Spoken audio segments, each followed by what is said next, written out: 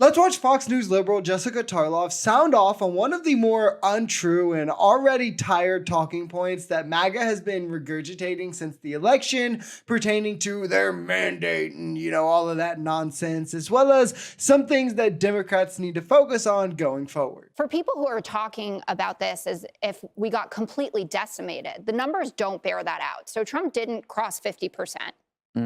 Of the popular vote. So the majority of Americans didn't vote for him, and Senate Democrats performed really well. So people like Ruben Gallego, Tammy Baldwin, Jackie Rosen in Nevada, they ran 7-8 points ahead of Kamala Harris, which is what was predicted. And that does show that this normie coalition can't exist. It was that Trump had a special sauce at the top of the ticket for a lot of people. The idea that this election was some landslide mandate victory comes from people who stopped watching the election at like 70% of the vote count and saw Republicans who were at the time up pretty big and just haven't paid attention since. So they're just repeating whatever Republicans are saying, because at the end of the day, Trump did not get the majority of the vote and only won the popular vote by 1.7%. For reference, in 2020, Biden did indeed get a majority of the vote and won the popular vote by over 4%, while also winning a larger percent of the electorate than Trump just won now. And when we look at the map, it seems more than anything, Kamala just failed to keep states that moved left in 2020 left in 2024, rather than Trump moving states right and it being this massive shift as like was thought originally. Like the shift relative to 2016 is actually only 1 point. And with some of the more significant seats that we managed to win in the Senate, Gallego, Baldwin, and a couple of the House races that are pretty close and we're still waiting to hear back from, at least trying to speak positively, the map for 2026 looks pretty bright for moving Congress back to the left. I think that liberals are doing the right thing, and they are thinking about how his coalition was formed, what part of our coalition was lost in order for him to make that win.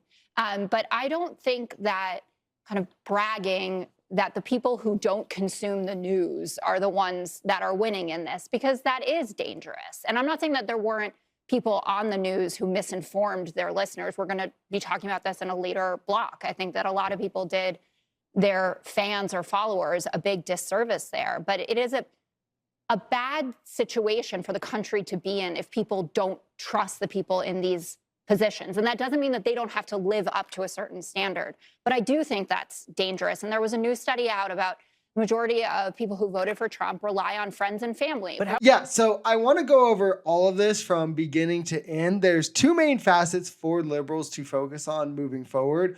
The first and most important is to build a media apparatus that can compete with the misinformation machine that the right has cultivated, where the entirety of their new media landscape runs defense for all the insane things they say and do. It doesn't matter what it is. They carry water for all the lies and propaganda. It doesn't matter what it is. They just help spread it, while on the left, it's all about, oh, well, we have to, censor ourselves and we have to keep ourselves in check and all of this, and we don't have anything even relatively sized of sorts to share and platform our own ideas to even combat the misinformation. So instead, it's a constant uphill fight where we're battling the right-wing narrative and framing rather than having our own opportunity to spread our own narrative as well, right? You're even having the same opportunity to defend ourselves as they are to have the framing. And the second part that goes into that is also the support requirement of an in-group, where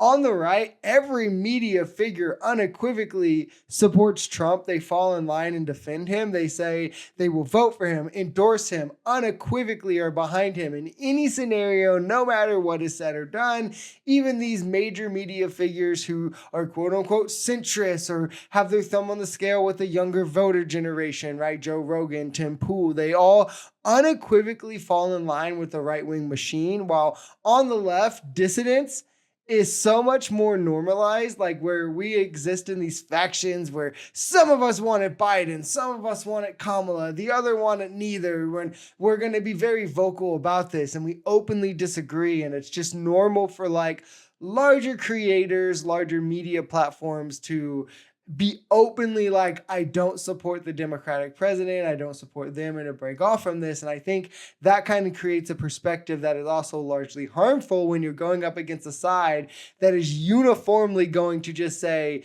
no matter what you say is bad, is not bad, we still are going to support our candidate, when it comes down to like the aesthetic, really. And a lot of people are voting off vibes. That kind of creates this vibe, right? And it's understanding this kind of driving of cooperations of in groups that I think is important also for the left to catch up with the right on.